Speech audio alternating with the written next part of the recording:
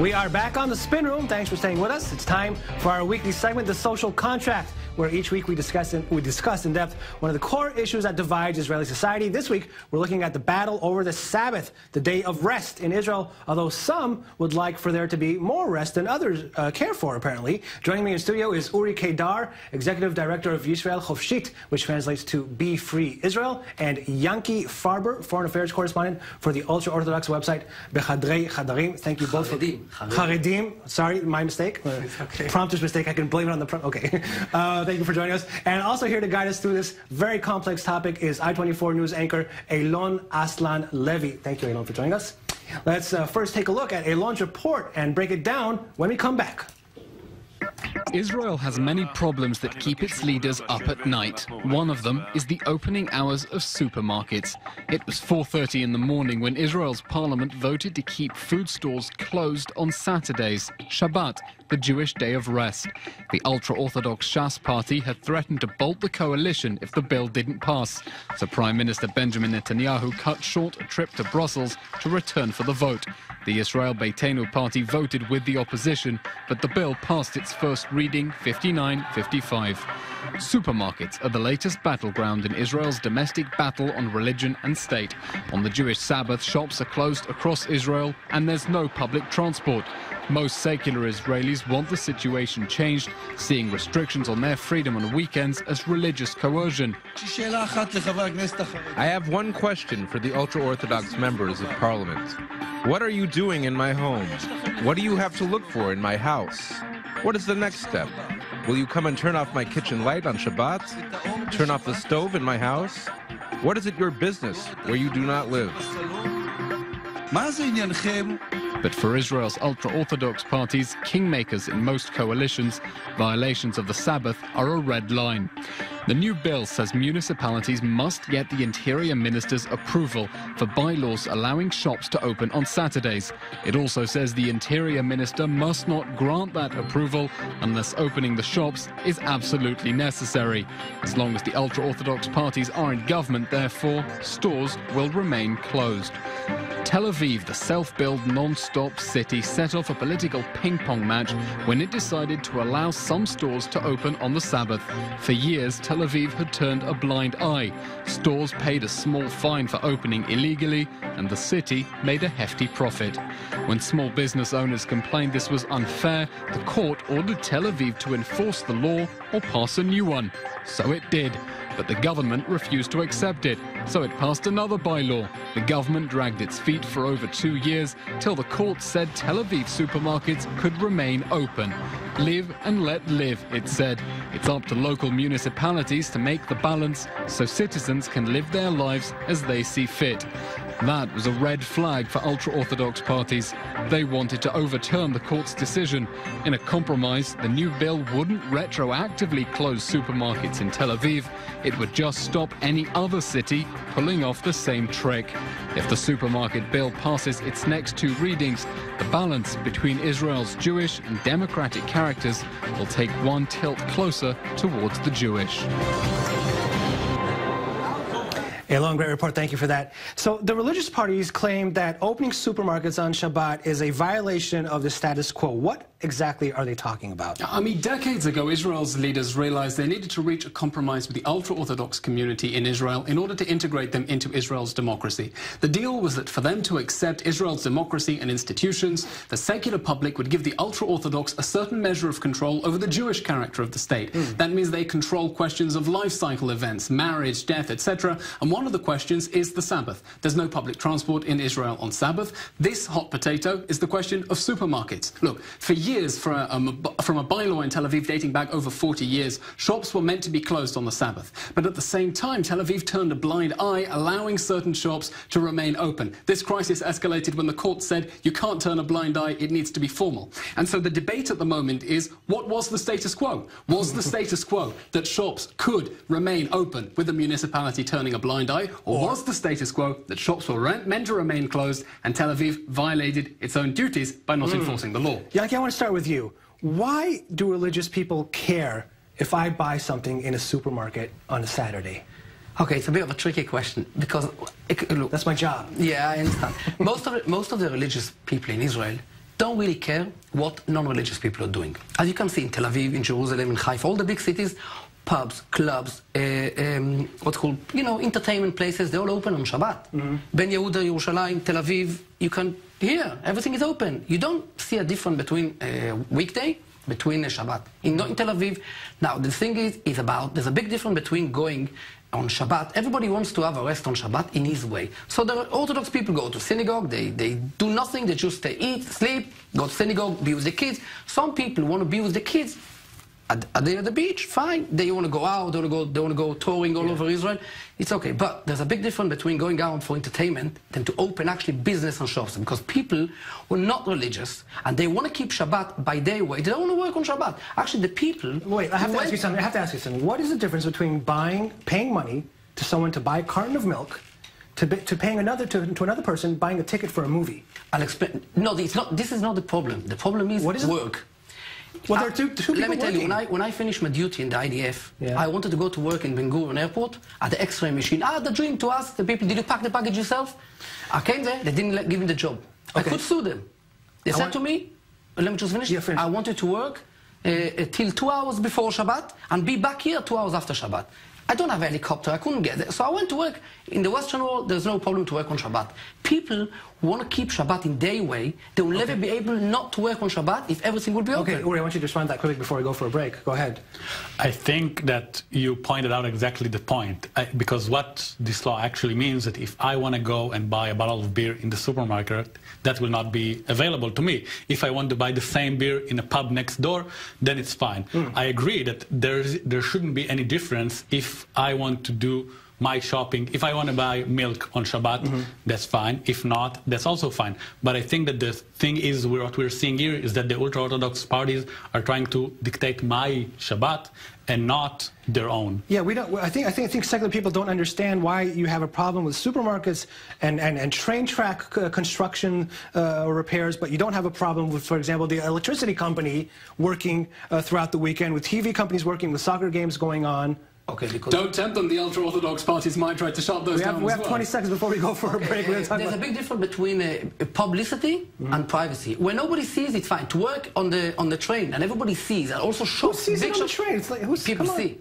They see. So they see. So there's a big. This is the problem with the Jewish law. You cannot allow, according to the Jewish law, I'm not allowed as a religious guy to let someone else to work on Shabbat in public. We have to go for a quick break. We'll be back for more on the Jewish Sabbath with Uri, Yankee, and Elon. Stick around.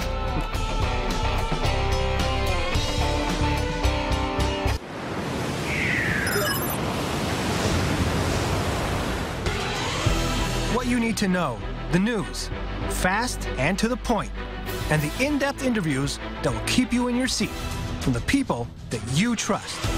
I-24 News presents The New Rundown, co-hosted by Nurit Ben and Kalev Ben David, every Monday through Friday at 1 p.m. Eastern, only on I-24 News.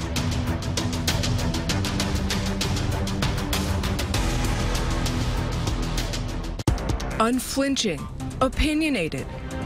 Weeknights, David Schuster and Shayna Estulin bring you analysis, interviews, and opinions that connect us to the Middle East and the world. Watch Crossroads weeknights starting at 6 p.m. Eastern, only on I-24 News.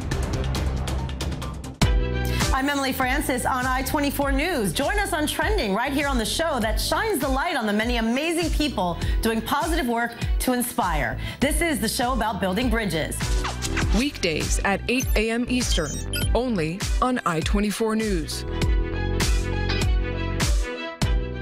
Politics, economics, business, and technology. Get the real news and the real insight about what's happening around the world. Michelle McCory breaks down the top stories of the day from the Middle East to the U.S. Weeknights beginning at 7 p.m. Eastern. I'm Tracy Alexander for I-24 News. Join us on Perspectives and get the whole picture as we break down the day's top stories from all angles. Perspectives, Sunday to Thursday at 5:05 p.m. Eastern.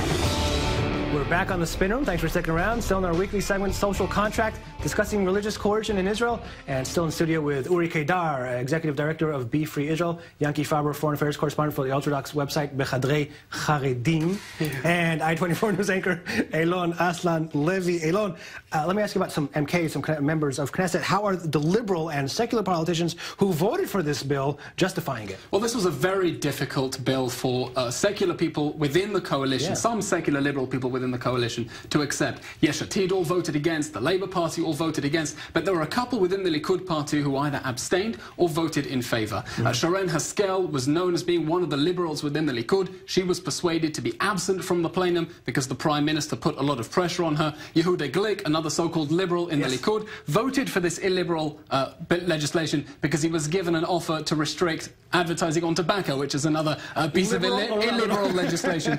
Interesting question is Rachel Azaria. She represents the Kulanu party, and she's been very well known on the question of religion and state, trying to find a new balance, specifically on the question of getting private kosher certification. So we reached out to her and asked her, how are you able to vote for this bill when you'd said that you were going to oppose it? And she said, look, this bill is ultimately void of content because bylaws from the municipalities already need approval from the Interior Ministry in order to get accepted. All that it changes is going from saying that the Interior Minister needs to ratify a bylaw to saying that it needs explicit permission. So she said that actually she got confirmation from the Prime Minister that they're going to hold a discussion before the second and third reading on a parallel bill that she wants to advance that's going to settle once and for all the balance of religion and state in Israel. She expects that they're going to fulfill their promise, and that's going to come up for a discussion. I thought it was called Constitution, but that's what well, we don't have a Constitution. We were meant to write one in 1948.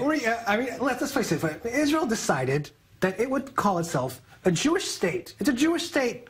You made the bed, sleep in it. Okay, so I think, first of all, I want to go back to what Eilon just said. I think that the follow-up question to MK Azaria should have been, okay, so if that's the case, how come 24 hours before the vote, you wrote a public letter saying that you cannot see yourself voting for this bill unless 1, 2, 3 changes, and then 24 hours after the letter, she just voted. So apparently, I think it's a later explanation that she's now saying. I think that there are two things we need to know here. First of all, that I think that a Jewish state, a Jewish and democratic state, does not mean an Orthodox state. There's a very, very big difference between those two terms. And what we see here is the fact that although some of the ultra-Orthodox leaders are usually saying that the seculars want to make Bnei Brak into Tel Aviv, what we're actually seeing is that they are trying to make Tel Aviv into Bnei Brak or Ramat Gan or Beersheba. The grocery stores issue is not a Tel Avivian issue. It has implications about all over the country, in cities, in rural areas.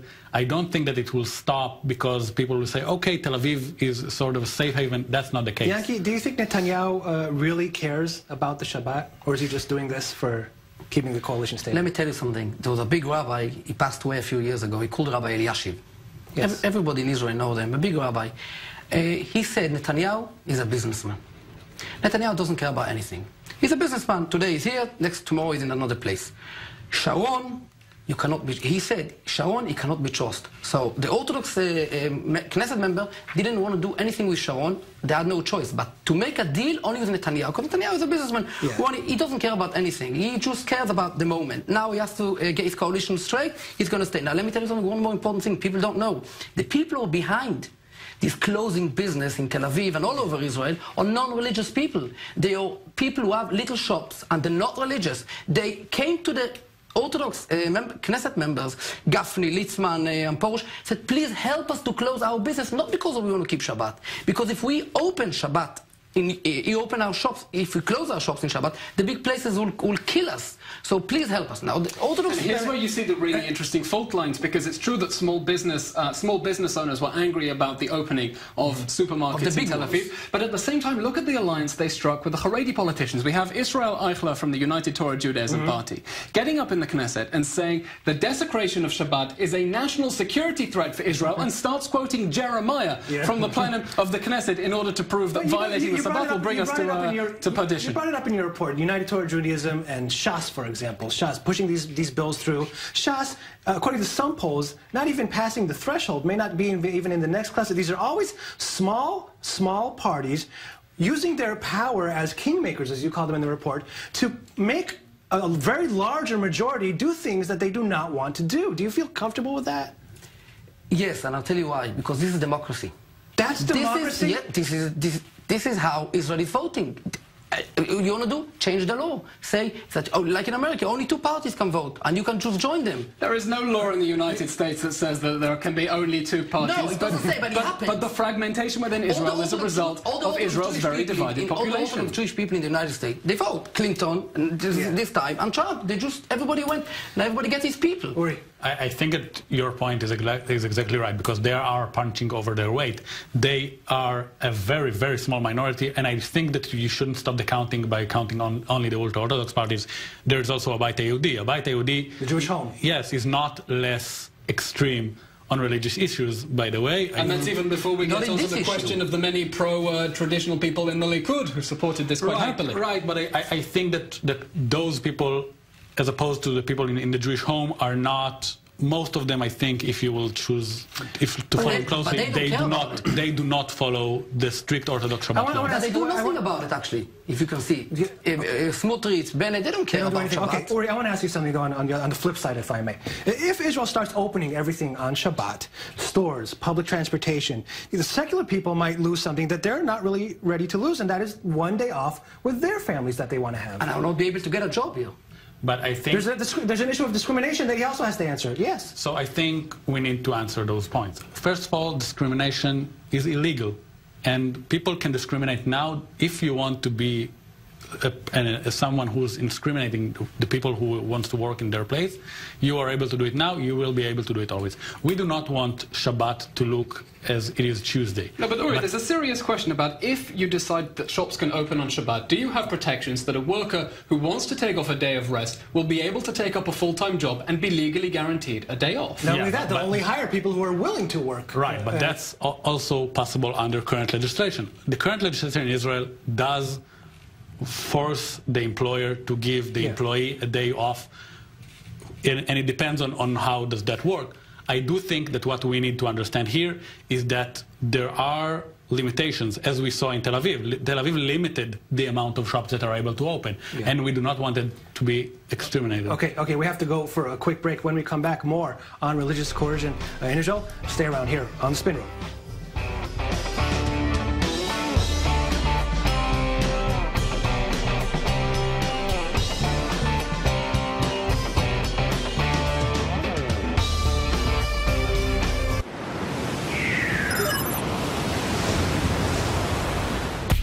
This week on High Definition. Join filmmaker Henrique Zimmerman as he visits the Middle East, the birthplace of Christianity, which increasingly rejects its ancient Christian communities. Where will these people go? And what will become of the holiest sites as their congregations disappear? Join Lauren Izzo on High Definition, Wednesday, only on I-24 News. Fearless, timely, and always engaging. Every night, David Schuster brings the news from around the world to your front door. Watch Stateside, weeknights at 9 p.m. Eastern, only on I-24 News.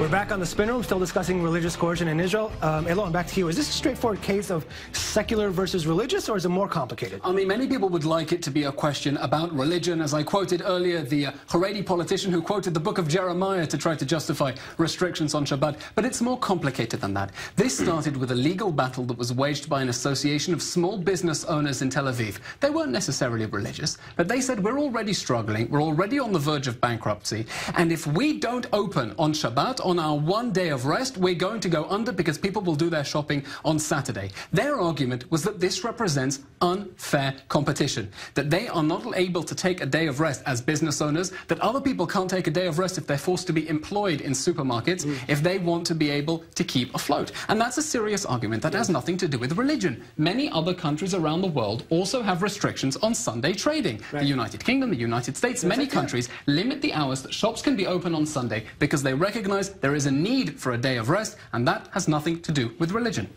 I think that he's right. I think that the only thing is that now they're not trying to hold back hours, they're trying to hold back the entire day. And I think that that's the difference. Because if you would like to say that, yes, you can open in this hour or that hour, that's a whole different case. But that's not even what we're discussing. If I can add, I mean, when this reached the court said, yes, we recognize that this represents an infringement on the rights of small business owners who want to take a day of rest. It effectively invalidates the day of rest. But there is a balance to be struck with how citizens want to live their lives, and the local municipalities should be the ones to make that balance, not the central government. I want to... Well, go ahead. I want to ask you something quickly. At the end of the day, the reason why the Orthodox people actually, fight to keep things place closure, because we feel, you might not like it, it's okay, but we feel that we, religious people, have responsibility over the Shabbat in a Jewish state. So we're not going to close everything. But it's not only Shabbat. We're also talking about religious coercion in general. There's, the public transportation issue. There's marriage in Israel. I want to ask you even something personal. I had to get married in the Orthodox rabbinate. I had to. I didn't have a choice. I didn't want to. Do you feel okay with that? That I had to do something that I didn't want to do? If we Orthodox people said, our rabbis and everything said that if one day this is going to be, the religious are going to be separate from the law in Israel, we're just going to open our own books, as we say, Which already exists, by the way. It does exist, but not officially. I mean, when I get married... I just asked you a really personal question. Did you feel okay with me doing something that I didn't want to do? I didn't want to do it. What's your answer to that? If I feel comfortable that I force you doing it, well, I've been forced doing other things in this country that I don't like. Also, is it a negative with a negative? You answer like it's okay if I... No, that's not really an answer. By the way, you can get married in a different place and come back. You want me to go somewhere else? This is what people do because, listen, this is a Jewish state. We need to keep our... Okay. No, but we need to keep... Okay, it's fine if I don't agree with you, but we need to keep... married, it's too late for you. No, we need to keep our... listen, the only way that the Jewish nation stayed alive because we didn't mix. All right. Because we got married according to the Jewish law. But I wanted to get married with a conservative Jew that you just didn't... a rabbi that you didn't recognize. But we're talking a bit too much about myself. Every place you are. Yeah, go ahead. But I think that that's a very good point. I think that the point is that, yes, most of the people here, even those who want to be married, even those who want to be married through an Orthodox rabbi, do not want to have anything to do with the chief rabbinate because what the chief rabbinate looks like these days. And the Jewish people, for thousands of years, by the way, were able to keep the peoplehood without the chief rabbinate. The chief rabbinate is a modern thing. But they got married according to the Jewish law, Kedat Moshe Israel. Right, but they were not forced to do it with someone who they do not That's a very important point. It's a very important point, but we need to keep everybody in this. We need to make sure that these people are getting married outside the rabbis. They're getting married according to the who makes sure that what's the right kind of law? Why do the Orthodox only get to decide? Because the right? non-Orthodox people don't care about religious. Oh, come on, that's not true. You say non-Orthodox, the conservative and reform movements have very deep commitments to Judaism, and to say that they can't, their conversions won't be recognized for marriage in this country. Well, you know what? You know what? Ultra-Orthodox Judaism didn't exactly look the same 200 years either. 200 years ago either. It was also a reaction to modernity in much the same way as the reform movement was. You're right, but the main thing, we got married 1,000 years ago, Jews started getting married today, Kedat Moshe Israel, with a ring under the chuppah. I think that what we are seeing here, by the way, I don't know when you were personally married, but what we are seeing... 2004. Okay, so what we're seeing... And Dami, if you have to go to Cyprus to get married, maybe you can go there to do your groceries as well on Saturday. Yeah. And it doesn't cost much. It might be cheaper. But I think that that's actually the point, because we do not want people to live in Cyprus. They want to live in Israel. We want them to marry in Israel by their own way. And what we know today is what we recommend, that couples do not go to Cyprus and do not marry through the chief rabbinate. They can have common law marriage in Israel, and that's equally legal and holds the same rights. The thing is that as more and more people choose to tell the chief rabbinate, listen, it's fine, you'll have your way, and we do not have anything to do with you, we will eventually win. Ultimately, this religious monopoly is one that's harming Judaism in many ways. I want to thank each and every one of you for a very, very enlightening discussion. Thank you very much. That is all the time we have. Thanks for hopping on to the Spin Room. Hope you enjoyed the ride. Hop on again tomorrow, 6 p.m. Tel Aviv and 8 p.m. New York. In the meantime, hang in there.